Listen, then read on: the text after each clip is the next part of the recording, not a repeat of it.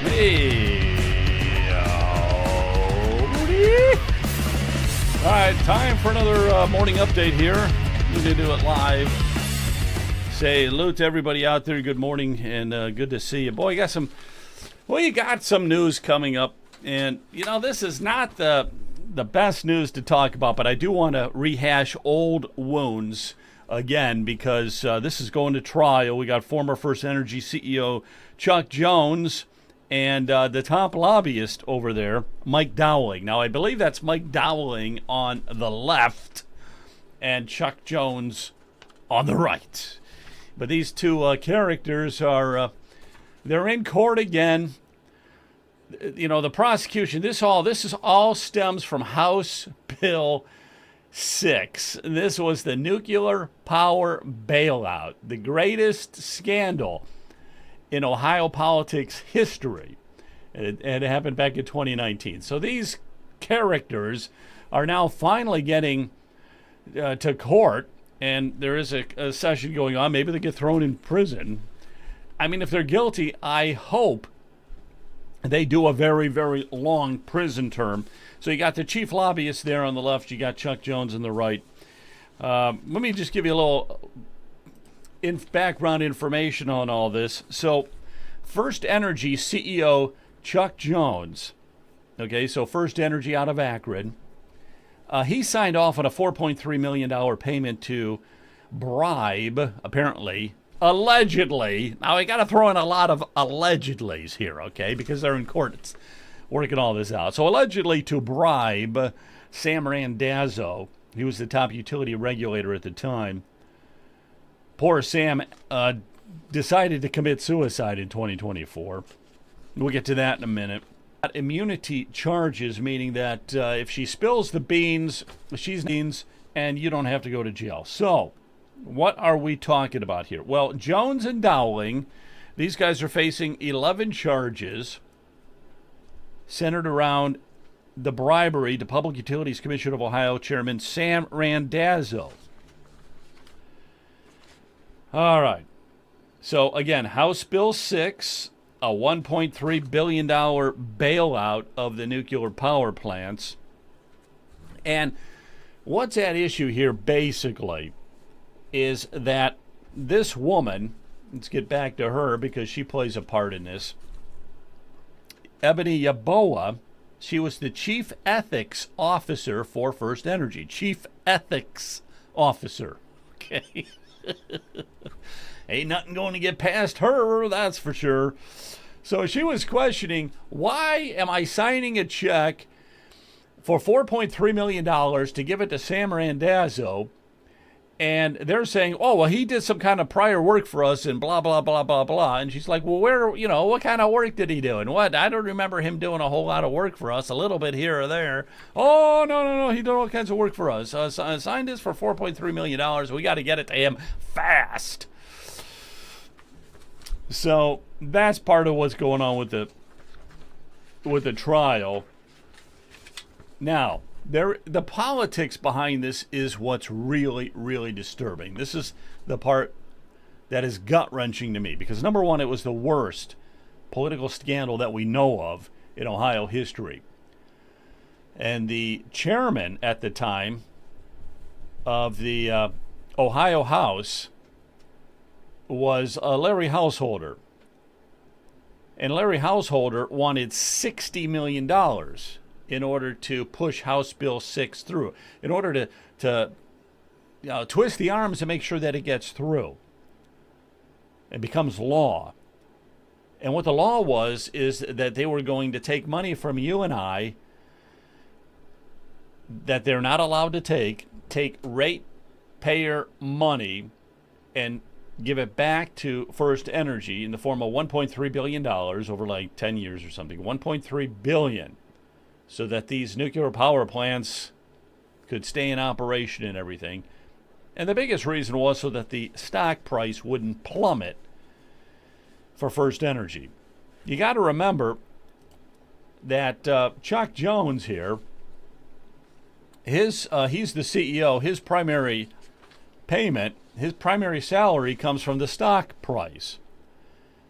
He made $21 million in 2019. $21 million. And that was primarily due to the stock price. Stock price goes up, the CEO makes lots and lots of money. So he didn't want the stock price to take a hit. And it was this big, elaborate scheme costing the taxpayers $1.3 billion, going through the state legislature and House Bill 6 getting passed, and having a corrupt chairman leading it all, Larry Householder. The whole thing. But here's the other problem. The other problem is none of this happens in a vacuum. Lots and lots of people had to know about it at the state house. I mean, lots. Everybody had to know. So either everybody kept their mouth shut, or they were afraid to speak out. So this is an important trial, because anybody involved in this, whether politically speaking or the two guys there, the lobbyist and the CEO, they got to go to prison. And there are ties, and I'm not saying they did anything wrong, but DeWine was heavily involved in this. DeWine's the one who picked Sam Randazzo to be the head of the PUCO, and Randazzo was not a qualified character to be running the PUCO, in my opinion. And he was a guy that was shady and probably could be easily bribed. And it was absolutely imperative that Sam Randazzo, well, let's put it this way. It's absolutely imperative whoever's the chairman of the PUCO be on board with First Energy, or this whole scheme isn't going to happen.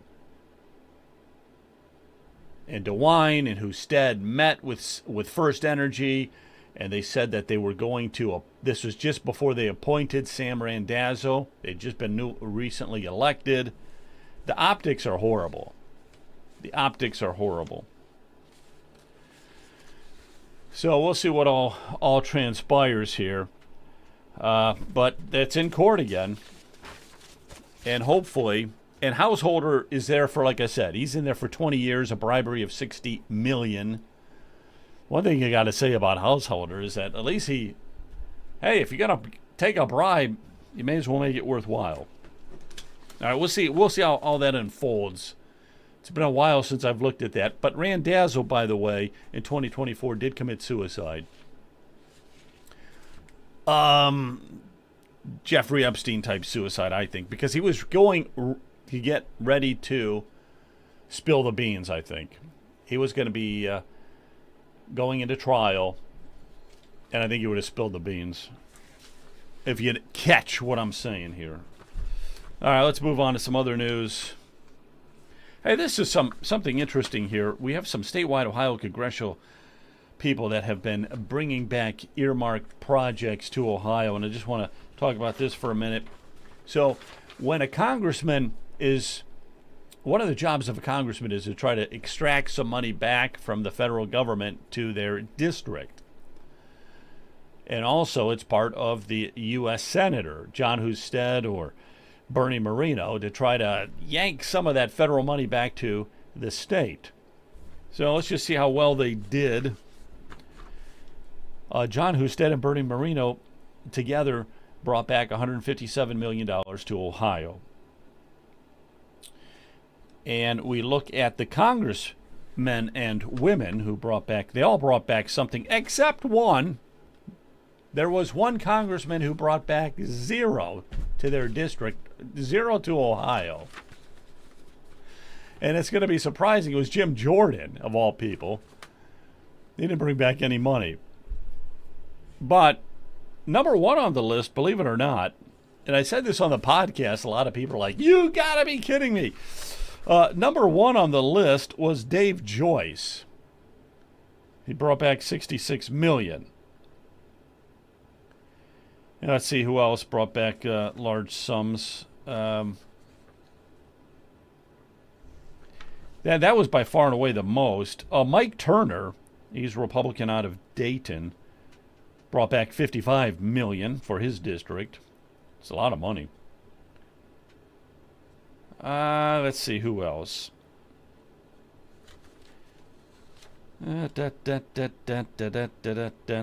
Nothing much. Max Miller, 19 million. Warren Davidson, 7 million. Marcy Kaptur out of Toledo, 18 million. Chantel Brown, 13 million. Amelia Sykes, 13 million. Those are Democrats. Mike Carey out of Columbus, 23 million. Greg Landsman, 14 million out of Cincinnati. Blah, blah, blah. But yeah, Jordan brought back 0. It's like, come on, what's going on with you there? I also want to talk here about the SAVE Act, which is coming up. It's Save America Act, Save America Act. We got to get this across the finish line. I know it's a federal issue. What it would require is that everybody has to show that they absolutely are a U.S. citizen. So you're probably going to have to go and get your Social Security card if you can't find it, or a birth certificate or something. They're not hard to get. So if you got to get another Social Security card, big deal. Send away for it and get it. I think you might even be able to get them online now. Who knows? But then when you go to vote, you're going to have to show your driver's license, some kind of ID. That's going to be a big part of it now. And that's going to cut down, not 100% on all the corruption going on, but that's going to cut down a lot. And people are absolutely One recent Pew poll, 83% of adults support requiring photo ID to vote. 71% of Democrats favor requiring photo ID. Is that so even something the Democrats, the Democrats are on board with this in a big, big way. So if they're not going to support it, it's just going to be doomsday for them, I think. And if not, why not? It's still going to be something, Jonathan. It's still going to be something that disenfranchises people that don't have the proper. Schiff here. So they're talking to Schiff. Senator Schiff, Shifty Schiff. Of course, he's against it 100%. There are a few Republicans against it, too, like Mitch McConnell was against it. Lisa Murkowski out of Alaska, she's against it. So a lot of these senators are really not Republicans, even though they say they are. Now, of course, Shifty Schiff, he's a Democrat. He is not in favor of it. It's racist. Show me one country, one civilized country that doesn't require some type of ID. They don't exist. Even Somalia now requires you to have an ID to vote. Somalia, which is weird because in Somalia, you got to have an ID to vote. And those same Somalians can come over here, open up those phony daycare centers everywhere. And they don't need an ID to vote in some of the states. And in Ohio, you have to show an ID when you vote in person, but you don't have to show an ID when you do it by mail. So they want to get rid of the mail-in balloting. Got to get rid of that. That's where all the corruption, ballot harvesting, everything is taking place by these stupid mail-in ballots. 74,243 mail-in ballots where there is no clear record of them being sent. Okay, so this was out of Maricopa County in 2020, and they're rehashing all this. There's 74,000 ballots right there that came back that were never sent out. That should be a red flag, right? Because you're sending out these ballots, people are filling. If you've never sent out 74,000 of these ballots to people, how the hell did they come back? Obviously, it's voter fraud. But Maricopa County, nothing to see here in Arizona. And you think it's bad there. In Michigan, there were 73,000 dead people that voted. All 73,000 of them were tracked. They're 6 feet under the ground. They're all in obituaries. So this has been proven now. So 73,000 Michigans who are dead, and all of them voted for Joe Biden, by the way. And then we just have to pass the SAVE Act. 13 states Kamala Harris won, and all 13 of them were states that required absolutely no voter ID of any kind. She won all of them. And states that required some form of voter ID, like Ohio, Trump won every one of those. So this is absolute mandatory that we get the SAVE Act passed. And they're working on that right now. in Congress. You know, the senators got to vote on it. We just got to have some backbone and get that thing passed. Got to get it passed. The corruption. I just want to read this here out of Minnesota. This shows you right now, State Rep Pam Aldendorf just said on Saturday that she is questioning the integrity of the voter rolls in Minnesota right now, and that the Secretary of State, Steve Simon out of Minnesota, is not willing to let her see the voter rolls. Sound familiar? If you got nothing to hide, why can't you let people see it? Oh, nothing to see with the voter rolls. And I got news for you. You're not even going to find the biggest fraud looking at the voter rolls. Looking at the voter rolls will show you very little of actual fraud that's going on. But even so, they won't let her see it out of Minnesota.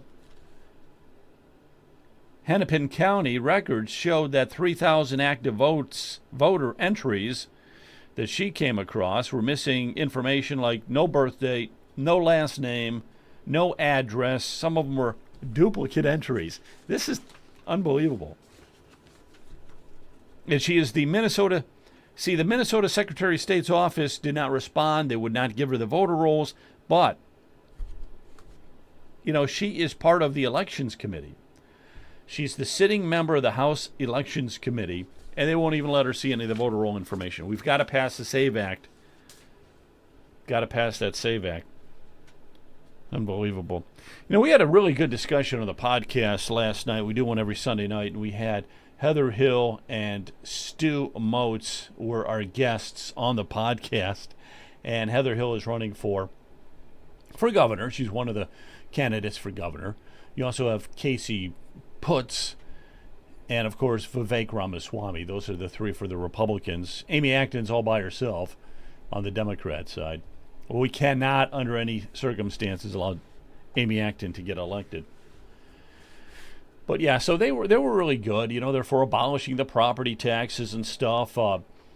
We're working on that, and a lot of people might say, well, that's too extreme to abolish all the property taxes. Well, we could also do what Florida is doing and what Ron DeSantis is doing, and that is he is abolishing all property taxes on your primary residence. And I don't think too many people would have a problem with that. If our primary residence, that property tax was abolished, but then all the factories and all the income-producing businesses and homes and Airbnbs and all that kind of thing, if they had to pay property taxes, I don't think anybody would have a problem with that. And that's what they're doing, and they're going to make this a law in November. They're going to give it to the voters. Ron DeSantis is a top-notch governor. He's the best top-notch governor. And we have, unfortunately, a governor who needs to just mosey off into the sunset with DeWine. Because DeWine is nothing but a fear-monger when it comes to this. He has no intentions of helping to solve the problem in any way. He's just out there to say, we got to up the sales tax to 20%. That's the only thing that we can possibly do. Money somehow. Come on. Did it through a sales tax. Sales tax would go up to a 17, 18, 19%. Get this guy out of here. Tax in the state of Ohio. Get him out of here. Out. Good grief. So we need some strong leadership at the governor's office. Strong leadership. And so I'm looking forward to the primary there. Should be a good strong primary, but we've got to get that leadership in here. Yeah, so let me go over to this for a second, because we're on X, Ohio Political News. Here's the three candidates for the presidential election: J.D. Vance, Ron DeSantis, and Marco Rubio. So it will be one of those three, I guarantee you. And it's possible two of the three will be on the ticket. Probably two of the three. I really don't see J.D. Vance running as, VP a second time. That wouldn't make sense. So he would either be running as president or he wouldn't be running at all. Ron DeSantis would be either my first or second choice. The guy is battle-tested. He's tough. I can't find anything wrong with Ron DeSantis. And the most important thing, he's been battle-tested.